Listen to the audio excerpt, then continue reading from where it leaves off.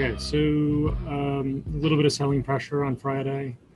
Remember, we did have that $1.30 dividend. So if we swap that back in, the SPYs would be the equivalent of still up here around 92.70. So a little bit below the all-time high, about 0.5% or so. Buyers still very much in control, big picture.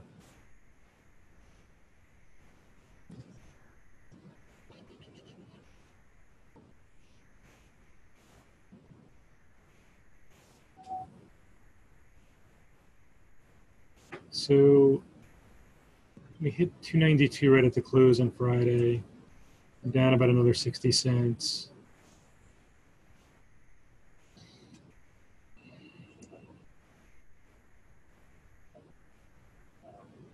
Yeah, so there's about another $1 of downside if we're going to come back into this support area right here. I'm adjusting for the dividend. So that probably looks like right here. And I would think if we flush there about $1 from right where we are right now, $1 to $1.20 lower, that'd be a really good risk reward buy.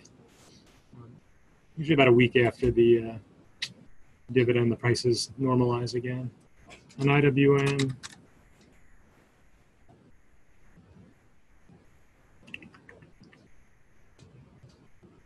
so again, we failed to close above 171.50. It's been, what, 2 weeks now? 2.5 weeks.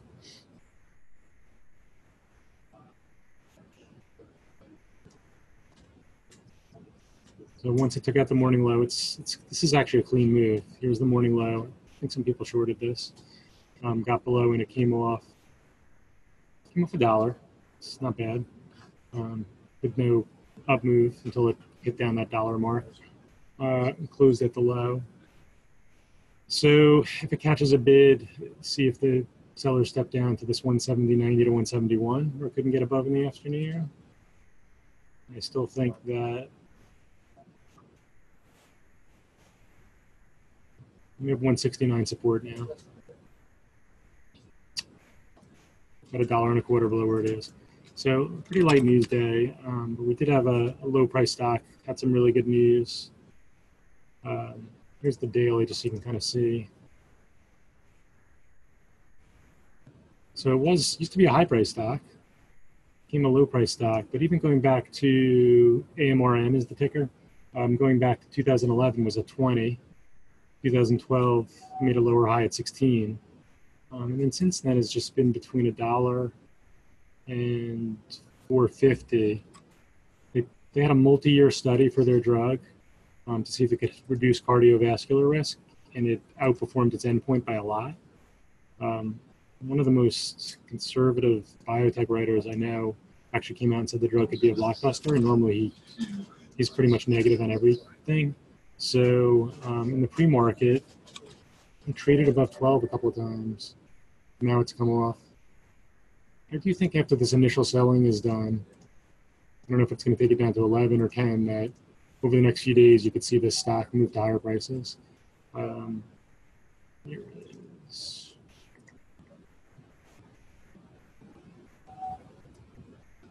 And I would say even for today, if it continues to hold this area here, this pullback low from the pre-market, again, it's already traded 15 million shares.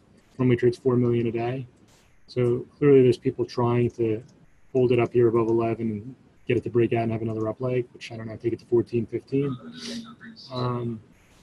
30 million shares outstanding. If it becomes a multi-billion-dollar blockbuster drug, you know, I know how these people think in these low-price stocks. They're like, oh, it could be a $30, $40 stock. So that creates the euphoria the first few days, and then eventually it settles into more realistic prices.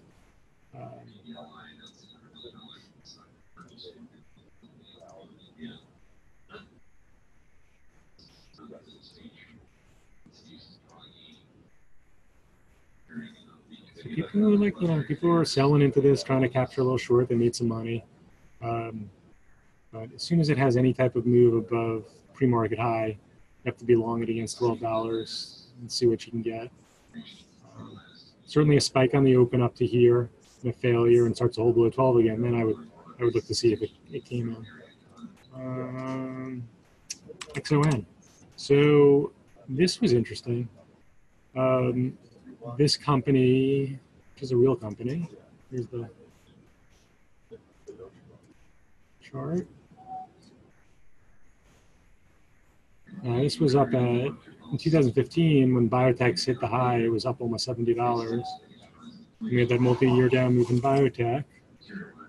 But these guys did a press release. I'm not sure how legitimate it is. We'll probably be able to tell in the price action the next couple of days. That they've found a way to produce kind of the underlying, I can never pronounce this, the cannabinoids, these chemical components that you find in pot that have medicinal properties, and they claim that they can produce large quantities for low prices, which would be a big deal if there's actually something to that. And so if we look at it for this year, in the spring it was as high as 20. So, you have this rotation game that happens sometimes. So we kind of had, TLRY was kind of the crazy stock, and now it's back down to, it's come off like 60% or something.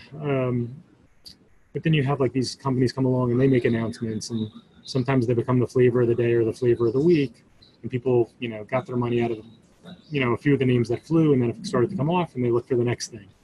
And so this could be the next thing.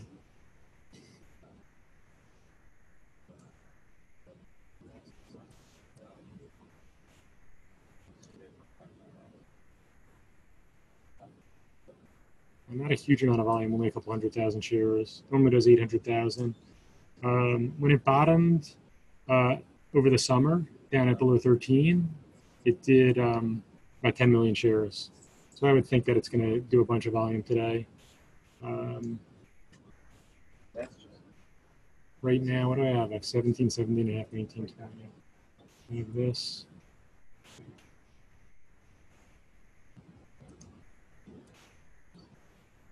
And support is 15, nothing till here. So right now, sellers are in control. We want to watch this in case it becomes the flavor of the month. If it pops up on the open and can't even get above here and starts to hold below 17, takes out 1680, then probably it's a dud. People don't think this news is going to be meaningful. CMCSA. So this one I've been long since $31. They won the bidding. They won the bidding for the Sky company in Great Britain. They beat out Disney. So remember, they lost the Fox bidding to Disney. And they're trying to get a lot of content because I think they realize that it's not enough just to have the pipes to stream the infrastructure. You got to have content as well. So in the future, people are going to be paying for all these different streaming services. So you need these for subscription. So people, they got to downgrade because some analysts said they overpaid. Some people think they overpaid. It has run up. You can kind of see I think I bought it on this day here. It ran up to like 34 and then made a higher low, and it's been trending up ever since. This news is perceived as really bad. I suppose over the next few days it could get back down to 34 and a half, 35. I definitely could flip it to short in the short term. I actually sold 95% of my shares on the way up, so I only got a few shares left.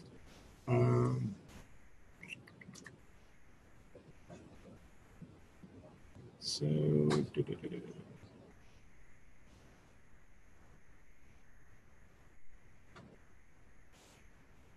the way I'm looking at this, if this actually catches a bid right on the open from here and spikes up, I'm going to play it up to here and then probably flip it short and kind of see what happens. I'm kind of agnostic about it. I could definitely see some institutions just taking it off, thinking they overpaid, and it kind of worked its way lower over the next day or two, and then catches a bid again and starts to grind higher. So that's my thought on that. So MU was okay on Friday. It wasn't great at all. It did fail above 45. Right on the open. It was a good short opportunity. It didn't come in deeply enough that I thought it was a great long opportunity, but it did Did catch a bid twice, just below 44. And then it was really tight the rest of the day. We talked about this on the weekend review. I mean, I still think I really wanted to, this is kind of my area to really be loaded up on the long side.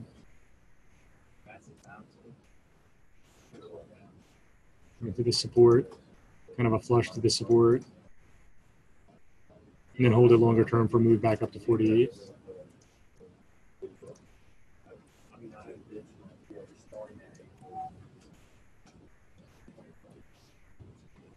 And if it doesn't do that flush down here, and let's say it gets above 45, 44 and a half, and spends a half an hour more above there, I'll probably start to nibble on it on the long side and then see if it can break and start to hold above kind of resistance area from Friday.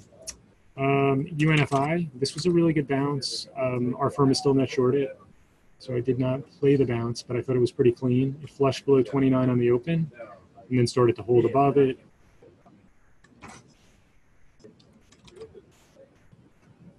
Again, the reason I thought this was a good bounce candidate, if you looked at the last 2 quarters, it had already gapped down 2 quarters in a row.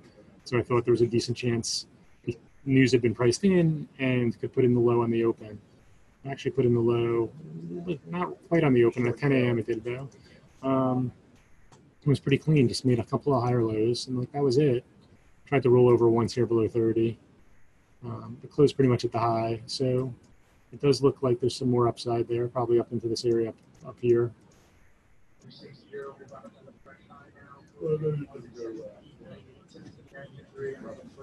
I'll have alert in front of 30.50, like right here. These are the 2 spots I'd be looking at buying it. VKTX closed below their secondary price. I still think we want to keep an eye on this one over the next few days to see if it starts to move sideways here and gets back up above $19. I think it does have a chance of getting back into the low 20s. So that's why I put that on there. And then AWSM, there's a pretty strong negative article on it, basically saying this move from 8 to 20 was a kind of a pump and dump from the company, doing PR releases and paid advertisements to say that this Apple news is more of a big deal than it is. I'll share with you the link, the story. I have no idea if these guys are right or not, but certainly going to be very in play again.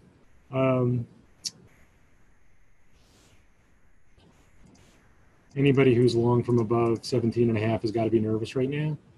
Maybe they'll hit it down to 12 right on the open. We'll see if it catches a bid down here.